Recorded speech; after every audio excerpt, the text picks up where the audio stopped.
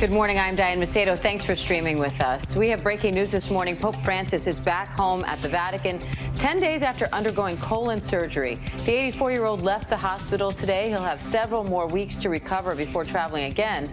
A Vatican spokesperson says the Pope expressed his gratitude for the success of his surgery and offered a prayer for all the sick, especially those he had met during his hospital stay. 4 Iranian intelligence operatives have been charged in an alleged plot to kidnap an Iranian-American journalist on U.S. soil.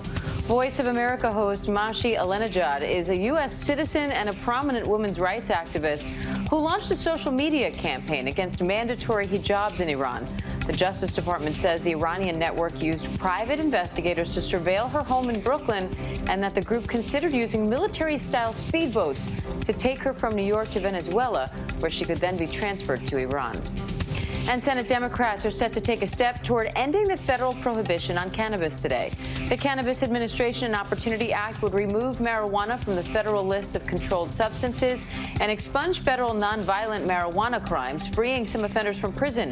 It would also reinvest new federal tax revenue into minority communities most affected by the war on drugs and ensure that no past marijuana-related crimes are used to refuse someone federal public assistance. Majority Leader Chuck Schumer and the bill's sponsors are set to hold a press conference shortly, and we'll bring that to you live as it happens.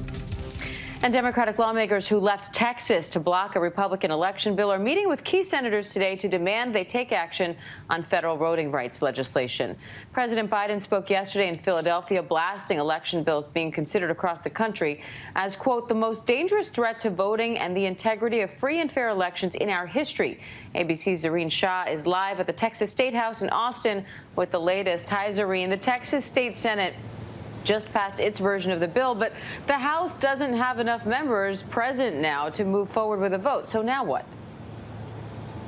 Hi, Diane. That's right. So the Senate can go along with business as normal, but the House is at ease. That means they can't pass any laws right now. So it's just a waiting game. You have Democratic lawmakers in D.C. right now. There's no intention of them coming back anytime soon. So this moment, we're waiting. But look, we've been here before. Back in 2003, you had Democratic lawmakers flee the state back then as well. They went to Oklahoma. But at some point, they had to come back to this state. And at that point, they ended up having to vote on that bill at the time. It was about redistricting. And the Republicans got their bill passed. Now, Texas House Republicans, meanwhile, did approve an arrest warrant to bring House Democrats who fled the state back to the State House for the special session. And one representative even shared a video of, she says, the moment a House sergeant entered her office looking to arrest her, only she wasn't there. Her staff was. So what happens when these lawmakers do come back to Texas?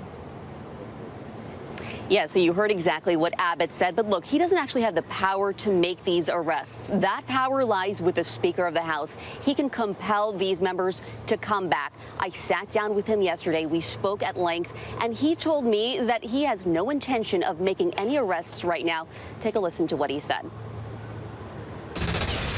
I don't plan to put anyone in handcuffs. I think that the Texas House is above that. But at the same time, this is a constitutional responsibility. You took an oath of office, and under the House rules, if it comes to an arrest warrant, it's a civil arrest warrant. They have been issued in the past. It's not the first time we've done this. But truthfully, I don't think it's going to come to that. I think my colleagues will show up for work, hopefully sooner rather than later. And I think their constituents are the one who are going to demand their presence. Okay, so what the Speaker of the House is doing is he's handing out hall passes right now. I saw one of them yesterday. You basically need one of those to leave the chamber and then to come back. So right now, and actually we should go back to 2003, at that time, none of the members were arrested back then as well. And of course, the Speaker of the House still indicating that's not going to happen this time either.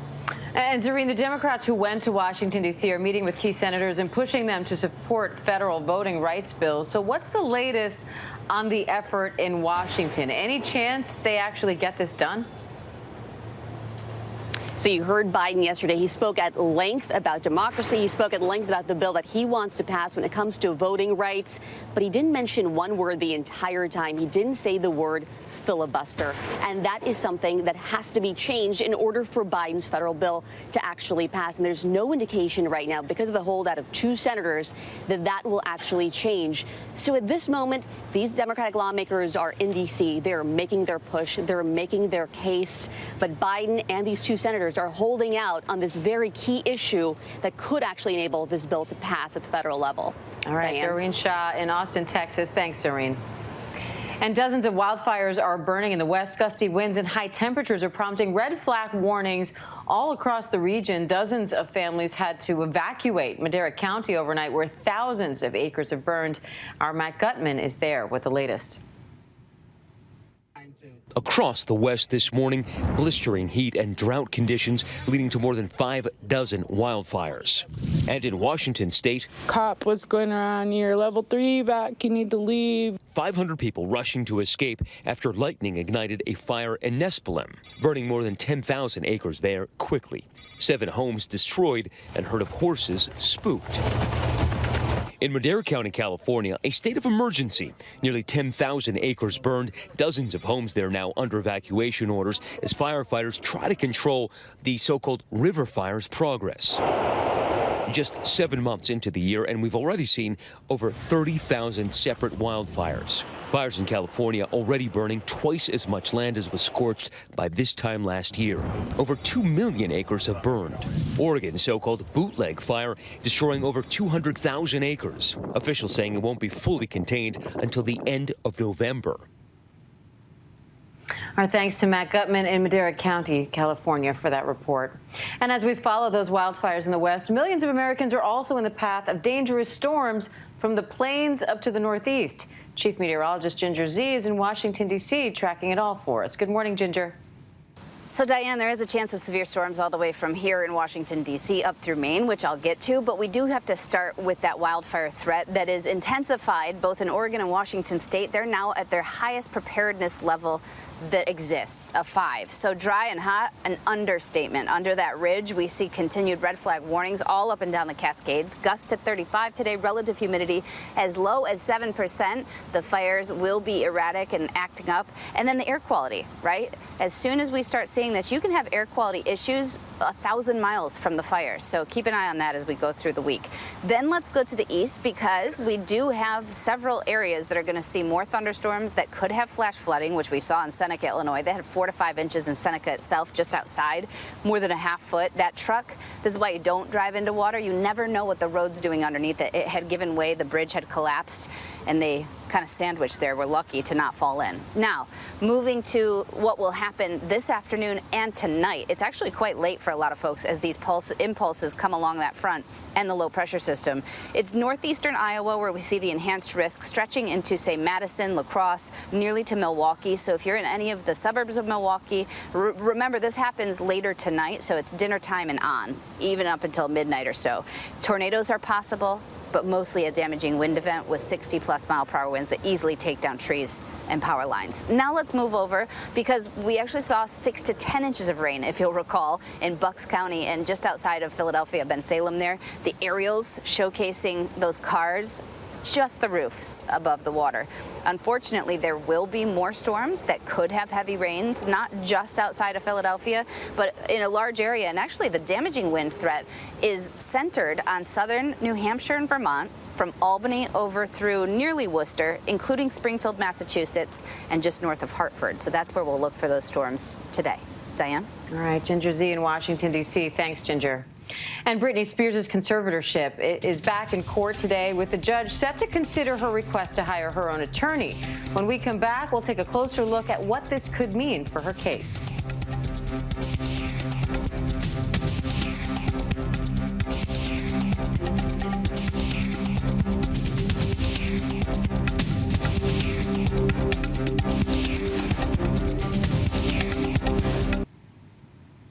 Britney Spears' conservatorship case is back in court today as she petitions to hire her own attorney and end the conservatorship. The ACLU is supporting her bid and urging the court to ensure that Britney has all the information she needs to select a lawyer. Kaylee Hartung is in Los Angeles with the latest. This morning, the fight for Britney Spears' freedom back in court. The parties involved in running Spears' life going before a judge for the first time since Spears delivered that powerful testimony just 3 weeks ago. The pop star saying she's been isolated, exploited, embarrassed, and demoralized by the conservatorship that's controlled her life and nearly $60 million estate. Britney telling the court, "I truly believe this conservatorship is abusive," and saying, "I just want my life back." Attorneys expected to hash out the pile of competing petitions made to the court since that bombshell hearing, including Spears' co-conservator of person Jody Montgomery's plea for security to protect her from death threats, and an assessment of how Spears' father is spending her money. Under the conservatorship, Jamie earns nearly $16,000 a month, while Britney, according to confidential court documents, says she was limited to a $2,000 allowance. The judge also set to consider Spears' request to hire her own attorney. Throughout the conservatorship, she's been represented by court-appointed attorney Samuel Ingham. But after she criticized his handling of her case in court last month, claiming no one ever told her she had the right to petition the court to end her conservatorship, Ingham filing papers asking to resign. And now the ACLU is standing up for Spears, this week filing an amicus brief supporting Spears' right to choose her own attorney and urging the court to ensure that Ms. Spears is granted access to the information and tools necessary to select a lawyer. Hi, Britney. Earlier this year, the documentary Framing Britney Spears renewed interest in Spears' conservatorship and the Free Britney movement. On Tuesday, the documentary nominated for 2 Emmy Awards. All credit goes to Britney for speaking out courageously as she did in that court hearing. I think if the documentary helped provide some awareness for the general public of her conservatorship, I think that's a really good thing. So, Diane, there's a lot of ground that needs to be covered today and a lot of people involved in these proceedings. Everyone is expected to appear remotely, and now that includes former federal prosecutor Matthew Rosengart. That's who Britney has reportedly been in discussions with to become her new attorney. But that big question, will the judge allow it? And since Britney's explosive statement 3 weeks ago, we've seen a lot of blame being tossed around. Her father, Jamie, has been deflecting it, even though through the years, no one has been more in control of Britney's life than he has. He's calling on the court to investigate those claims, but a lot of these matters today need to be taken care of first before that process can even begin. Diane. All right, Kaylee Hartung, thank you. And for more on this, I'd like to bring in ABC News contributor Larry Hackett and partner at Fox Rothschild LLP, Sarah Wentz. Larry and Sarah, thank you for being here. Larry, what do you expect out of today's hearing? Do you think Britney could have a new attorney of her own choosing by the end of the day? It seems possible. You know, there's been very little visibility as to what the judge is thinking about all of this. Almost everybody involved seems to think she should have the right to choose the attorney. Whether that attorney will be chosen today remains to be seen. But so much of this still remains very confusing. She was before the judge 3 weeks ago and made that incredibly impassioned and vivid speech. Still, 3 weeks later, she has not filed a formal petition. Now, that may be because Sam Ingham, the attorney who she's had for all these years, doesn't want to be part of this any longer, and they're waiting for a new attorney. But this is moving very, very slowly. And I think you're going to find this conflict between the folks in the street and people on social media who want answers and resolution fast, and the court, which is moving very, very slowly. So I do think there'll be movement towards her getting her own attorney. Whether that happens today remains to be seen. But I think most parties involved, there is conflict indeed, but most parties involved seem to think she should at least have the right to begin the process to pick an attorney. Now, Sarah, if the court does allow her to choose her own attorney, does that offer any sign of how the judge might ultimately rule on ending the conservatorship? Not necessarily. I think that what the judge wants to make sure of right now is that she's got the best help to assess the situation as possible. And, you know, if you can go back to what was filed after the hearing on the 23rd, they were supposed to be here today on an evidentiary hearing about whether or not those allegations were true. And obviously that can't really be heard today because unless she's got proper counsel there to make sure that she's being represented properly, and I think there's a lot of question about that. They just can't move forward on any of that. So it's hard to say what the judge is actually going to look at today because it's not possible to rule on everything that's been filed. And Larry, a lot of people involved in this conservatorship dropped out after Britney spoke in court a few weeks ago, including the trust managing her estate, her court-appointed attorney, and her manager. So why are they resigning now? What's happening there? It could be a number of reasons. It could be reputational. Someone like Sam Ingham may not want to be the guy who is being, labeled having not told Britney what went on. He claims, sources say he claims he always told her what was going on. And the idea that she didn't know that she could try to get this repealed is just not true. Larry Rudolph hasn't had a lot to do for the past 2.5 years, and he may see the writing on the wall. I know that Jamie is leaving. Bessemer Trust says that they actually never really did anything. They were appointed last November, but never really took charge. So a lot of this, like I said, there's very little visibility to what's going on. I just think that people getting involved or getting out think that they just don't have anything to win by being involved. And I must say that I know nothing about this lawyer who's joining the case, but I'm already starting to see the shape and form of what used to go on with Britney when people would come around her and suddenly they'd be in charge and feel like they're in charge. And this is kind of happening again in a whole new context. So it's be very interesting to see what goes on, who becomes prominent, what happens to Jamie, who really is the central figure in all of this, and how the judge gets a handle on all of this. Sarah, the court's expected to assess how Britney's father has been spending her money under the conservatorship. So what can we expect to hear about that? Well, I think they're going to look very carefully at how he's been spending the money, and they have over the course of time. But now there's more scrutiny on it, and with the petition that was filed by Jody Montgomery asking for $50,000 a month of the security and what this might mean for the estate in the future and how much money is going to need to go out, they're going to need to reassess to make sure that Britney has enough to care for herself in the long term. And all of this continued filings and legal battles is just dwindling down her estate and not in her best interest in the long term. And Larry, Britney's testimony last month has gotten so much attention from fans and celebrities around the world. What's the broader impact of today's hearing and Britney's case in general? Well, that's interesting. It's an interesting question. One of the things that I don't quite understand is some of the claims she made that were very vivid, not being allowed to drive in a car with her boyfriend, the IUD that she was told could not be removed. Does the judge know that? Was the judge party to that? Who told her that? Is that written down somewhere? These are all very detailed questions, but that they go to the heart of the idea of the conservatorship. If you're telling a 39-year-old woman that she can't remove her birth control, says who? Who's in charge here? I don't know that any of those kind of questions will be answered today, but that's the kind of thing that people who aren't lawyers who are not kind of hung up on the legal procedures want to know. And so we'll have to wait and see what happens. All right, Larry Hackett, Sarah Wentz, great to talk to you both. Thank you. Thank you. Thank you. And imagine dodging an explosion or even being thrown off a roof as part of your job. Well, that's what it's like in the high-stakes world of stunt work. When we come back, we meet the women who aspire to stand in for Hollywood's biggest stars.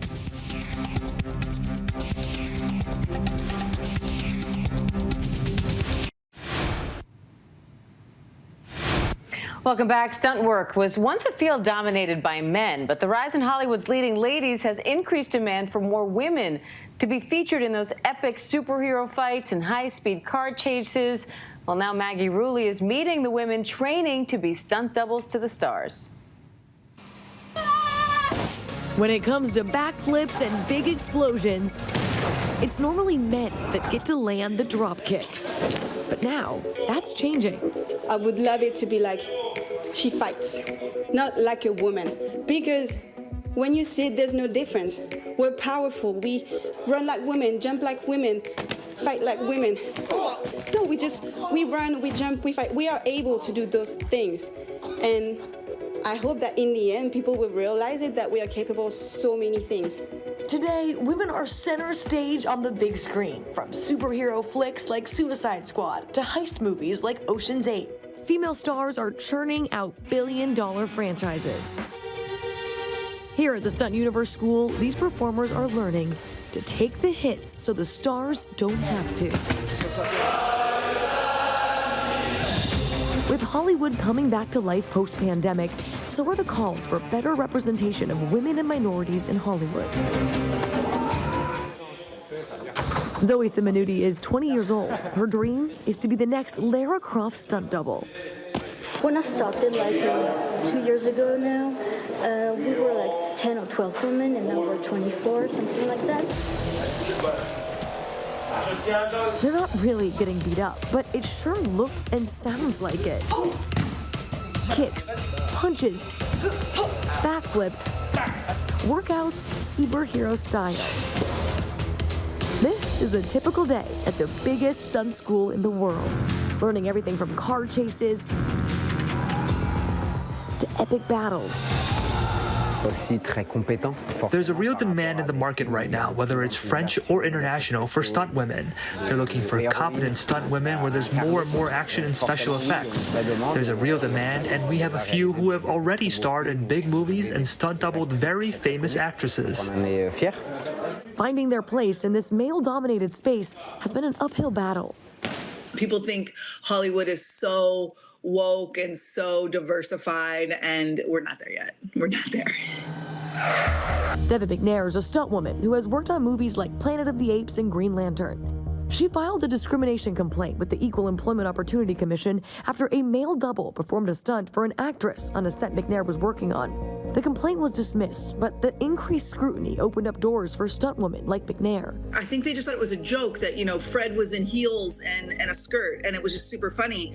All I saw was a stunt woman not able to pay her rent that month. It's a practice called wigging, where men perform stunts for female actors, similar to paint downs, where white stunt people stand in for actors of color. Since the pandemic is waning, I have never worked so much. I've never been so busy. The biggest demand out there, fight scenes. At the moment, it's really fight kicks, because it's pretty to see on camera. So you have to have good kicks and flexibility and stuff like that. But also, it's really important for you to adapt, because sometimes you're gonna have a script and you're gonna propose something to the director, and it's gonna be like, can we change and do that and that and that and that? And you're gonna be like, okay. The message is clear: women can do it, and fighting like a woman takes a whole new meaning. I was watching movies and I was like, that's it. That's the thing. I'm gonna check out online. Do we have stunt schools in French? But behind the glitz of movie making, stunt work is the industry's most dangerous profession. Stuntwoman Olivia Jackson paid a heavy price when she worked as a stunt double for actress Mila Djokovic. She was seriously injured while working on set on the movie franchise Resident Evil after crashing during a dangerous motorcycle stunt. It's something you always hear happening to someone else, and then you think, oh dear, that's horrible, but you never think it's going to be you. She sued, and a court in South Africa ruled that the stunt was negligently planned and executed by the local production company. She says she hopes this will never happen again to another stunt performer. Is that something that you're really conscious of, like the risk of injury? Is that something that's part of your course? That's part of our job, to be conscious that it's dangerous, and our body is what we use to work. So if we don't have the body, we cannot work. What we do is dangerous, and sometimes we're scared to do it, so we have to be conscious of our bodies and what we do, what we're gonna do, and visualize what we're gonna do. So we have to keep calm. But for many, they say the stunts that scare them have also been the saving grace. What made me do this stunt school is because when I was growing up, I was bullied at school a lot, and I've never felt like myself, like I wasn't confident, or every time I was trying to be confident, they were just putting me down. It gives you confidence in all that you want to achieve. Whether that's fistfights or leaping tall buildings in a single bound. Maggie Rulli, ABC News, Paris. All right, Maggie, thank you. Interesting stuff. And that does it for us. I am Diane Macedo. Thanks for joining us. And remember, ABC News Live is here for you all day with the latest news, context, and analysis. I'll see you back here at 3 p.m. Eastern for the breakdown. Stay safe and have a great day.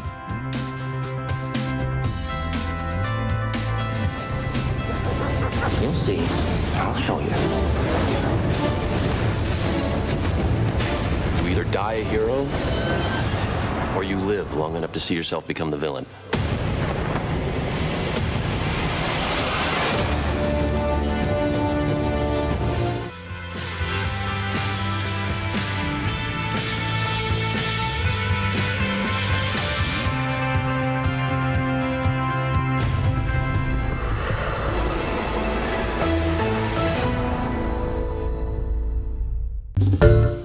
Hi, everyone. George Stephanopoulos here. Thanks for checking out the ABC News YouTube channel. If you'd like to get more videos, show highlights, and watch live event coverage, click on the right over here to subscribe to our channel. And don't forget to download the ABC News app for breaking news alerts. Thanks for watching.